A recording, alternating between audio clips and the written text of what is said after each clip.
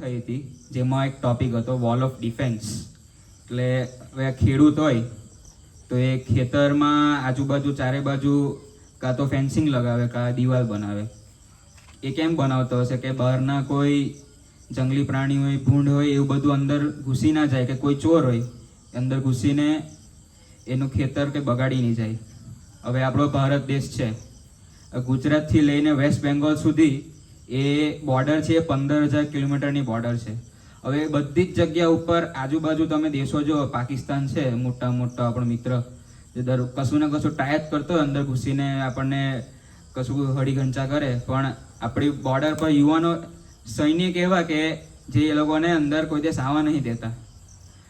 સિયાચીન જેવી જગ્યા જ્યાં માઇનસમાં ટેમ્પરેચર હંમેશા હોય છે, કોઈ દિવસ 0 ઉપર ના જાય નહીં, ત્યાં બી સૈનિકો હોય છે.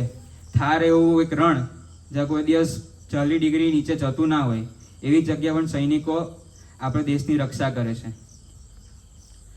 જાપાન કરીને એક કન્ટ્રી છે. હવે જાપાન એવું દેશ કે જ્યાં કોઈ દિવસ ભૂકંપો આવે એટલે એવું ચાલુ જ રહે, આવ્યા જ કરતા હોય. હવે એ ભૂકંપ આવે, ભૂકંપના કારણે સુનામી બી આવે. તો હવે એ લોકોને ગવર્મેન્ટવાળાએ એવું નક્કી કર્યું કે આપણે એક વોલ બનાવીએ, દિવાલ બનાવીએ. તો એ લોકોએ પહેલાં 8 ફૂટની એક દિવાલ બનાવી. તે બન્યું એવું કે એક દિવસ 12 ફૂટની સુનામી આવી. તે એ લોકોએ પછી ડિસિઝન લીધું, હવે વોલ તો બનાવી દીધી, પણ તે છતાં બી એ કૂદીને આવ્યું એટલે કશું નક્કી ના હોય, એટલે એ એટલી વોલ એમ સ્ટ્રોંગ નહીં કહેવાય એ પ્રમાણે. પણ એ લોકોની ભૂલ પરથી બી એ લોકોને ત્યાં ડિઝાસ્ટર પરથી એ લોકોને ખબર પડી, તો એ લોકોએ વોલને ઇન્ક્રીઝ કર્યું. આ તો એક ફિઝિકલ વોલ થઈ, પણ એક જે આપણે ફિઝિકલ વોલ એટલે આપણે ફિઝિકલ થયું, પણ આપણે અંદરની જે વોલ હોય આપણા શરીરની, હવે કોઈ પ્રસંગ બને આપણા ત્યાં આપણી સાથે, તો આપણે એ પ્રસંગ વખતે કદાચ કોઈ સ્થિર રહી શકતું હોય ને કોઈ સ્થિર નહીં રહી શકતું હોય. તો 2 એક્ઝામ્પલ આપું તમને સ્પોર્ટ્સની દુનિયાના. તો એક સ્વામીજીને ગમતો ક્રિકેટર, સૌથી સારું એટલે સ્વામીજીને કોઈ ગમતો હોય ક્રિકેટર તો એ MS ધોની હતો. હવે MS ધોનીને આપણે દુનિયા એ બહુ બધા નામથી જાણીએ કે માહીભાઈ, કોઈ હમણાં CSKની મેચો ચાલતી એટલે થાલા કરતા હતા, Thala for a reason, 7 number એમ કરીને. પણ એમ મોસ્ટલી બધા પહેલાં કઈ રીતના જાણતા ને કેપ્ટન કુલ. તો સ્વામીજીને એટલા સારું ગમતો કે કોઈ બી પરિસ્થિતિમાં એ વ્યક્તિ સ્થિર રહી શકતો હતો. હવે એવા બી મેચો થઈ હતી જેમાં વર્લ્ડ કપના આપણે ફાઇનલમાં હોઈએ અને ધોની સ્થિર રહેલો હોય ને એની સ્ટ્રેટેજી પોતે બનાવીને આપણે જીતેલા હોય. આ તો એક સ્થિરતાની વાત છે કે એનું એ વોલ એની જે હતી જેના લીધે એ બહારની વસ્તુ, બહારની કોઈ સિચ્યુએશન એને અંદર હલાઈ નથી શકતી. હવે બીજો જ એક એવો પ્લેયર જે ફૂટબોલની દુનિયામાં ઝિડેન કરીને એક પ્લેયર હતો, એ પોતે ફ્રાન્સનો કેપ્ટન હતો અને 2009ના વર્લ્ડ કપ કે 4ના વર્લ્ડ કપમાં એ ફીફાના ફાઇનલમાં આવેલા એ લોકોની ટીમ. એની સામે ઇટલી કન્ટ્રી હતી અને ફ્રાન્સની વચ્ચે મેચ હતી. તો ઝિડેન એવો પ્લેયર તો નહીં કે જલ્દી ગરમ થઈ જાય. એટલે 90 મિનિટની મેચ હોય ફૂટબોલમાં, તે 90 મિનિટ પતી ગઈ અને એક્સ્ટ્રા ટાઈમ આવ્યો, કેમ કે વચ્ચે થોડું ગેપ લીધી હોય, બ્રેક લીધી હોય, તેના પર એક્સ્ટ્રા ટાઈમ આપે. હવે એક્સ્ટ્રા ટાઈમના 10 જ મિનિટ બાકી હતી અને ઇટલીના કોઈ પ્લેયરે એની સાથે હળીહંચા કર્યા, એટલે પેલા ભાઈનું ફાટ્યું અને એને એનું માથું પેલાના છાતી પર માર્યું. આ તો ઠીક, વર્લ્ડ કપ ગયું અને એનું આખું કરિયર ગયું. પેલા રેફરીએ રેડ કાર્ડ આપી દીધો એટલે આખી જિંદગી એનાથી રમાય જ નહીં, અને છેલ્લું વર્લ્ડ કપ હતું એને એમ તો. પણ એટલે આ રીતે એક એ હલી ગયો એટલે એક અધોગતિ બી પામ્યો. એટલે મહારાજે એક બહુ સરસ વાત કરી કે સત્સંગ વિના તો વિદ્વાન પણ અધોગતિને પામે છે. અને આ તો શિક્ષાપત્રીમાં મહારાજે લખેલું. સ્વામીજી એવું કીધેલું કે કોઈ દુનિયાનું કોઈ પણ એજ્યુકેશન હોય એ તમારે મનની સ્થિરતા તમને ના શીખવાડી શકે. હવે આપણે પોતાની જાતને પૂછીએ કે આપણું વોલ ઓફ ડિફેન્સ કેટલું સારું છે. તો પહેલાં ચાલુ કરીએ સવારની પૂજાથી. તો શું આપણે સવારે પૂજા કરીએ છીએ, દરરોજ રેગ્યુલર છીએ, સંતોની આજ્ઞા પાડીએ છીએ, રાતે સૂતા પહેલાં ભજન કરીએ છીએ. સૌથી મોટું તો આપણે એમ એક્ઝામ્પલ લઈએ કે હવે હું કદાચ બહાર ગયેલો, હું મનહરભાઈ હાથે જઉં બહાર કશે, અમે ગયેલા હોય કામથી, આજે સભા હોય અને 15 મિનિટ જ દૂર હોય ને એમ ટાઈમ હોય ને બધું જ છે, રસ્તો ખાલી, ગાડી ભગાવાય એવી સિચ્યુએશન બી છે, પણ અમે ભાઈ મનહરભાઈને હું કેવું કે ભાઈ ચાલશે રહેવા દે નહીં, હવે 15 મિનિટ ભજન ગાય ને 8:30 છે ને સભા તો જવા હે. તે આપણી વોલ ઓફ ડિફેન્સ એ આપણી કાચી કહેવાય. તો એ વોલ ઓફ ડિફેન્સ આપણા માટે શું? તો એ સભા રેગ્યુલર આપણી વીકલી સભા. તે સભા ભરવાથી શું થાય? તો સભા ભરવાથી પહેલાં તો આપણું ફોકસ ઇમ્પ્રૂવ થાય. તે 2001માં હરિધામની ધરતી પર એક સેવક એટલે લિસ્ટ બનાવે ને, તે ભાઈનું નામ હશે સેવકનું કે સાધુ બનવાનું છે, તો એ ભાઈ મૂંઝવણમાં. તે મૂંઝવણ હોય એટલે બિચારો કરે બી હું, તે એમની ફ્રેન્ડશિપ અને એમના એક ફ્રેન્ડ જેવા જ પ્રબોધ સ્વામી, પાક્કી દોસ્તી. તો એમને પ્રબોધ સ્વામી પાસે ગયા સેવક અને પૂછ્યું કે સ્વામી તમને કોઈ દિવસ મૂંઝવણ થઈ? તો પ્રબોધ સ્વામીનું તો કેવું તરત જ જવાબ આપી દે, એક જ લીટીનો પ્રબોધ સ્વામીની મોનોપોલી કે એક જ લીટીમાં આન્સર આપી દે, એક જ શબ્દમાં આન્સર આપે એવા સાધુ. તો એવું કીધું ના, મને કોઈ દિવસ મૂંઝવણ નહીં થઈ. તે પૂછ્યું સેવકે કે કેમ સ્વામી? તો કે સ્વામીજીના આશીર્વાદ. હવે પેલા ભાઈ વધારે મૂંઝાય અંદર અંદર, અને મનમાં એમને વિચાર આવે કે આવું તો હું કરીશ મેં આનું. તે પ્રબોધ સ્વામી આપણને ખબર અંતર્યામી પુરુષ, એટલે એમને સામેથી કીધું તો મૂંઝવણ કેમ નહીં થાય? તો પહેલું કે હું નવરો નથી રહેતો, એમને પહેલાં એવું કીધું. અને બીજું એવું કીધું કે કોઈની માથાકૂટમાં નહીં પડતો. એટલે હવે આપણે વિચાર્યું, હું કહું કે હું બી નવરો નહીં, હું ભણું છું, તો ભણવાના ટાઈમ પર કોલેજ જાઉં, એસાઇનમેન્ટના ટાઈમ પર અસાઇનમેન્ટ ને એવીડીમાં રહીએ એટલે સેવા કરવાના ટાઈમ પર સેવા. હવે આ ભાઈ લોકો જોબ કરે કે દુકાન પર જાય, બ્લુ મૂન પર જાય દેવુભાઈ, તો સવારે ઉઠીને એ કે બ્લુ મૂન પર જવાનું, સ્ટોક જોવાનો બધો બરાબર છે કે નહીં એમ, પછી ઘરે આવી જવાનું. એ આપણે નવરા તો રહેતા નથી આપણે, તો એ નવરા કેમ નહીં રહીએ? તો પ્રબોધ સ્વામીની એમ આપણે જોઈએ તો એ સ્વામીજીની બધી આજ્ઞા પાડતા હતા, એટલે નવરા નહોતા રહેતા. આપણે આપણું વિચાર કરીએ તો આપણે તો આપણાથી કઈ એક બધી આજ્ઞા તો નહીં પડે, કદાચ એક પડાતી, એમાંથી તો બધી નહીં પડાતી હું કેવું. એટલે આ એક પ્રસંગ આપણને જાણવા મળ્યો, તે સભાના લીધે જાણવા મળ્યો, તો એનાથી આપણું ફોકસ ઇમ્પ્રૂવ થયું. બીજું, તે સભામાં આવવાથી શું થાય? બીજું શું થાય? તો આપણને ખબર જ છે, આપણા 5 ઇન્દ્રિયો છે, તે શબ્દ, સ્પર્શ, રૂપ, રસ અને ગંધ, આ બધા એક 5 ઇન્દ્રિયો છે આપણા. તે પ્રથમ 18માં મહારાજે બહુ સારી વાત કરી છે કે 5 ઇન્દ્રિયોનું જેવું સુખ કોઈ ભોગવે એવું એનું અંતઃકરણ થાય. હવે આપણે એક વસ્તુ એક્સપિરિયન્સ કરીએ, હું તમને 2 ફોટા બતાવું, ખાલી આપણે જોવાના ને કોઈ કંઈ વિચારવાનું નહીં, એક્સપિરિયન્સ કરજો કે આ શું છે.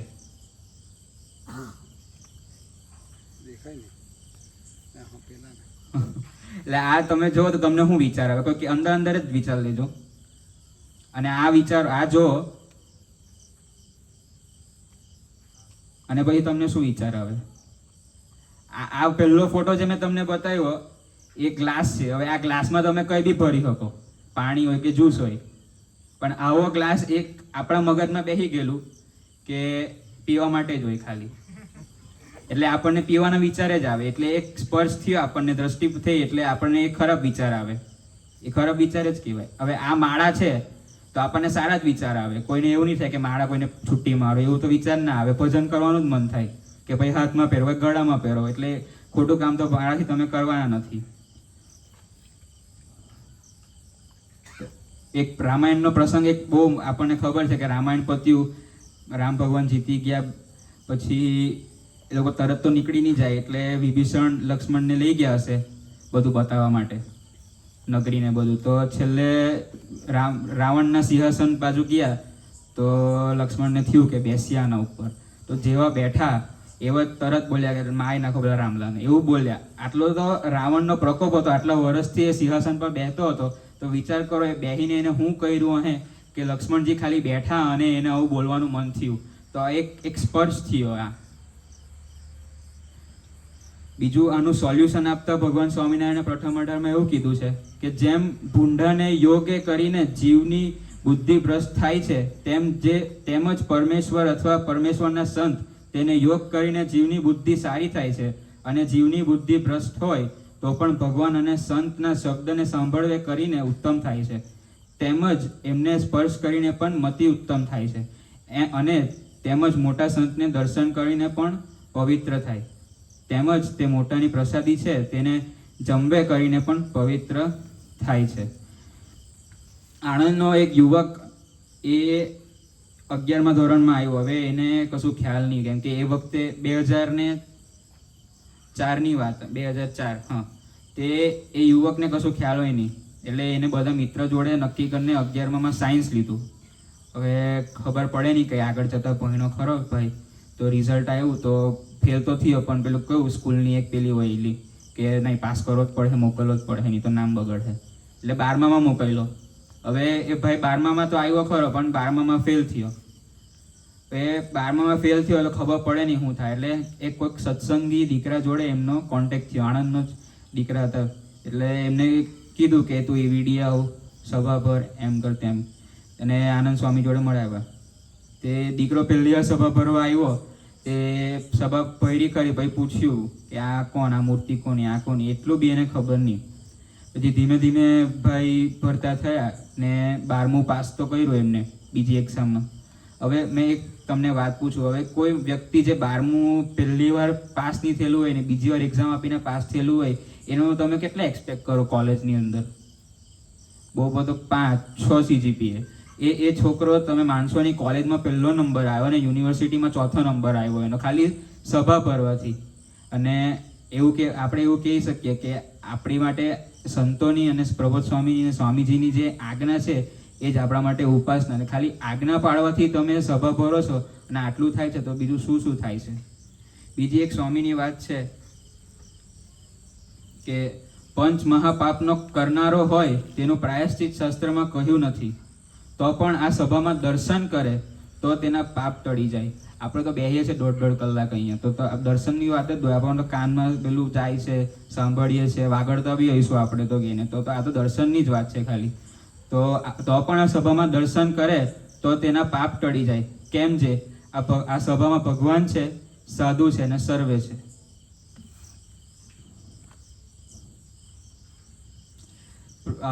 આનંદ સ્વામી એકવાર અમારી જોડે સભામાં, એટલે સભા તો નહીં કહેવાય, અમારે એક હોસ્ટેલ પાસે એક બાકડો છે, અમે એને ગુણાતીત બાકડો કહીએ, કે આનંદ સ્વામી ત્યાં બેસીને અમને પ્રસંગ કિયા કરે. આનંદ સાગર સ્વામીજી અમારે એવીડીમાં જે દેખરેખ કરે અમારા છોકરાઓની પ્રાદેશિક સંત છે અમારા, તે આનંદ સ્વામી જોડે અમે બેઠા હતા. તો એમને 2 પ્રસંગ કીધેલા, એક રમૂજ સારું કીધલો ખાલી, અને એક સમજણનું કીધલો. તો રમૂજનો પ્રસંગ પહેલાં કેવું, તો એ એક્ઝામ હોય ને તો બધા છોકરા આનંદ સ્વામી પાસે જાય અને કહે કે સ્વામી એક્ઝામ છે આજે, પ્રાર્થના કરજો પાસ થઈ જાઓ. તે એક છોકરો ગયો બધું હાથમાં ભરીને ચિઠ્ઠીઓ લઈને, તો આનંદ સ્વામીને એવું કીધું સ્વામી આજે એક્ઝામ છે. આનંદ સ્વામી કે દેખાય છે. તો તે પછી પૂછ્યું કે સ્વામી પાસ થઈ જઈશ ને? કે આટલું લખ્યું છે તો થઈ જ જઈશ ને પાસ તો. પછી આનંદ સ્વામી એવું પૂછ્યું કે કોઈ માસ્ટર ચિઠ્ઠી લખી છે? તે છોકરાએ પૂછ્યું માસ્ટર ચિઠ્ઠી એટલે શું? તે આનંદ સ્વામી કહે કે કયો પ્રશ્નનો કયો જવાબ એ તો ખબર હોવી જોઈએ. આવું રમૂજ કરી. અને બીજો એક સમજણનો પ્રસંગ એવો કીધો કે એક દીકરો હતો જે BSc કરતો હતો, અને BScમાં એને પત્યું ને આનંદ સ્વામીને એને કીધું કે સ્વામી 6 CGPA આવ્યા છે, એટલે આનંદ સ્વામી એવું કીધું કે 6 એટલે 60%, એટલે સારું કહેવાય. પછી પેલા છોકરાએ વાત કરી કે સ્વામી આ તો સભા ભરતો હતો એટલે કે કેટીનો ઢગલો છે ને ધીમે ધીમે ઓછો થઈ ગયો. એ દીકરાનું બી મારા જેવું હે કે બહુ પેલું મગજ નહીં ચાલતું હોય પહેલાં, એટલે ધીમે ધીમે પેલું આજ્ઞા પાઠક ભજન કરતો હોય એટલે નીકળી ગયું સભા ભરીને. એટલે આ રીતના એક પ્રશ્ન. સ્વામીજીના એક જ્યાંથી બરોડામાં એક ભગત હતા, બિપિનભાઈ શેઠ, એમના ફાધર લાલાભાઈ શેઠ, એમના ત્યાંથી સ્વામીજી એવું કહેવાય કે બરોડામાં સભા ચાલુ કરેલી. એમનું ઘર તે બિપિનભાઈ શેઠના એક કાકા હતા. એ કાકા જોડે એમને બહુ હે પહેલાંથી જ, એક એમના કાકા વગર ચાલે જ નહીં. તે બિપિનભાઈ શેઠના કાકાને એક દિવસ કંઈ હાર્ટમાં તકલીફ ઇસ્યુ આવ્યો હશે, તો બરોડાની કોઈ હોસ્પિટલમાં બતાવવા ગયા. તે પછી ડૉક્ટરોએ કીધું કે હાર્ટ એક્સપાન્ડ થાય છે અને જીવવાની શક્યતા ઓછી છે. ને બિપિનભાઈ શેઠને વાત મળી એટલે એમને કીધું કે મને તો કાકા વગર ચાલે નહીં, આવું ના મેળ પડે. તે સ્વામીજી એ વખતે બરોડા હતા તેમને વાત કરી. તો સ્વામીજીએ એક માણકે કરીને ડૉક્ટર હતા, કાર્ડિયોલોજિસ્ટ, બહુ મોટા ડૉક્ટર, તે એમનો કોન્ટેક્ટ કરાવ્યો અને એમને મુંબઈ મોકલેલા. તે ડૉક્ટરે એવું જ કીધું કે આમાં તો કંઈ મેળ ના પડે, કદાચ તમારે પેલું ઓપન હાર્ટ સર્જરી કરવી હોય, બાયપાસ કરવું હોય તો મેળ પડે. બાયપાસ સર્જરી એ વખતે તો કોઈ સારી રીતે થતી નથી. બાયપાસમાં એટલા બધા યુટેન્સિલ્સ ને ટેકનોલોજી એટલી સારી નથી. તે ઓપન હાર્ટ સર્જરી જ કરવી પડે. એટલે તમારું બધું ખોલી દઈએ અને હાર્ટ કાઢીને ફ્રોઝ કરીને બીજું હાર્ટ મૂકે. એટલે પેલા સાહેબે, ડૉક્ટરે એવું કીધું કે એમ ના મેળ પડે. હવે ડૉક્ટર સ્વામીજીના ખાસ મિત્ર, એમને બહુ માનતા. એમના ઘરે સાંઈબાબાની મોટી મૂર્તિ હતી. તે સાંઈબાબાનું ભજન કરે ત્યારે એમને સ્વામીજી જ દેખાતા. એટલે એક સ્વામીજીને બી ગુરુ સ્થાને રાખેલા હતા એમને. તો સ્વામીજીએ એમને પત્ર લખ્યો. એ વખતે સ્વામીજી મુંબઈ જ હતા કે હું તમારા ઘરે થાળ કરવા આવું છું. ને સ્વામીજી એમની જોડે બિપિનભાઈ શેઠ અને એમના કાકાને થાળ કરવા લઈ ગયા. તે એમને ત્યારે કીધું કે તમે ચિંતા નહીં કરો, ઓપરેશન કરી દો, કશું નહીં થાય. ઓપરેશન એટલે એમના આજ્ઞાથી ડૉક્ટરે ઓપરેશનની હા પાડી દીધી ને બધું ચાલુ બી કર્યું. હવે આ ડૉક્ટર કેવો, એટલે બહુ નામ એમનું, મુંબઈ કે ઇન્ડિયા ને આખા એશિયામાં બહુ નામ. એમનું કામ એટલું જ કે એ તો ખાલી અંદર હાર્ટ રિપ્લેસ કરે, બાકી બીજું બધું તો બીજા ડૉક્ટરે જ કરે. એટલે એ બધું 6-7 કલાકનું ઓપરેશન ચાલ્યું અને બિપિનભાઈ શેઠ આખો ટાઈમ દરવાજા પર જ ઊભા હતા બહાર. જેવા ડૉક્ટર બહાર આવ્યા, હવે આ ડૉક્ટર કેવા હોય, બધા કોઈ દિવસ ઊભા નહીં રહે. તમને આવું મોટા ઓપરેશન હોય ને તો રિલેટિવ સાથે વાત નહીં કરે. પણ બિપિનભાઈ શેઠ પાસે ઊભા રહ્યા, એમના ખભે હાથ મૂકીને એવું કીધું કે यमराज आपके चाचा को दरवाजे तक लेने आ गए थे, लेकिन हरिप्रसाद स्वामी जी ने उनको वापस भेज दिया.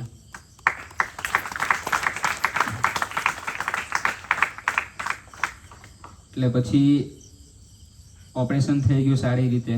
બિપિનભાઈ શેઠ રાહ જોવે કે એમના અંકલ પાછા કોન્શિયસ થાય. હવે કોન્શિયસ થઈ બી ગયા. બીજો પ્રોબ્લેમ એ થયો કે એમની મેમરી લોસ થઈ ગઈ. એટલે બિપિનભાઈ શેઠ કે હારા સ્વામીજીએ કીધું 20 વર્ષ જીવવાના છે વધારે, અને આ તો મેમરી લોસ થઈ ગયો તો શું કરવું. એટલે બહુ ટ્રાય કરી બધાએ કે એમને યાદદાસ્ત પાછી આવે, પણ કંઈ મેળ નહીં પડ્યો. એટલે સ્વામીજી પાછા બરોડા જતા રહેલા. ત્યાંથી એમને વાત કરી કે તમારી બેનને, એટલે એમના અંકલની દીકરીને બોલાવો, થોડીક વાત કરશે એટલે પાછું બધું યાદ આવી જશે. એટલે એમની દીકરીને બોલાવ્યા. એટલે થોડીક વાત કરીને એમને યાદદાસ્ત પાછી આવી ગઈ. આ પ્રસંગ હજુ અહીંયા પતતો નથી. 20 વર્ષ પછી એમના અંકલે પાછું એમ બિપિનભાઈ શેઠને એવું કીધું કે સ્વામીજીને બોલાવો, સંતોને બોલાવો, આપણે મહાપૂજા કરીને થાળ કરીને આપણે એમને થાળ કરાવવો છે, મહાપૂજા કરીને થાળ કરાવવો છે. હવે બધું થઈ બી ગયું. એપ્રિલનો મહિનો હતો અને પતી ગયું સરસ રીતે. અને સ્વામીજી જતા હતા અને એમના અંકલ પાસે ગયા બિપિનભાઈ શેઠના અને કીધું કે આજ્ઞા આપો, અમે જઈએ. એટલે એમને કીધું વાંધો નહીં સ્વામી, પધારો. એટલે દાદરા ઉતરતા હશે અને બિપિનભાઈ શેઠના અંકલને યાદ આવ્યું કે જે કામ સારું બોલાવેલા સ્વામીજીને એ કામ તો થયું જ નહીં. એટલે એમને હાથ પકડી લીધો. હાથ પકડ્યો એટલે સ્વામીજીને કીધું સ્વામી કામ તો રહી ગયું મારું. તો સ્વામીજીએ કીધું શું છે બોલો. તો કે સ્વામી હવે ધામમાં જવું છે, 20 વર્ષ પતી ગયા. તે હવે કોઈ હું આવું તો એવું તો નહીં કહી શકે કે હાર વાંધો નહીં, જો હું થઈ જશે, ભજન કરજો. બીજું કોઈ તો કે પ્રાર્થના કરશું થઈ જશે.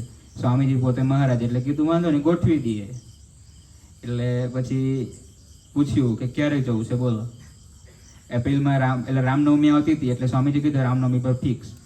તે એમને કીધું ના સ્વામી આવું નહીં ચાલે, છોકરાઓની એક્ઝામ છે હમણાં, કે ઉનાળા પછી રાખજો. તે સ્વામી એટલે બિપિનભાઈ શેઠને સ્વામીજી કીધું ત્યાં પૂછે છોકરાઓની એક્ઝામ ક્યારે પતે છે. તો એમને એવું કીધું આવીને કે 20 એપ્રિલે પતે છે. અને સ્વામીજી એવું કીધું કે વાંધો નહીં, 21 ફિક્સ ડન. હવે બિપિનભાઈ શેઠને લાગણી કાકા પ્રત્યે ખરી, તો એમને અંદર પ્રાર્થના કરી. સ્વામીજીને કીધું નહીં કે મારા અંકલ ધામમાં જાય ત્યારે હું જોડે નહીં હોઉં. હવે 21 એપ્રિલ એ એવું બન્યું કે કાર્યકર્તાની શિબિર રાખવામાં આવી અને બિપિનભાઈ સવારે ગાડીનો સેલ માંડીને પહોંચ્યા હરિધામ. હવે સ્વામીજી એવું કીધેલું કે 10 થી 12 વચ્ચે મહારાજ અને સ્વામીજી એમને તેડવા આવશે.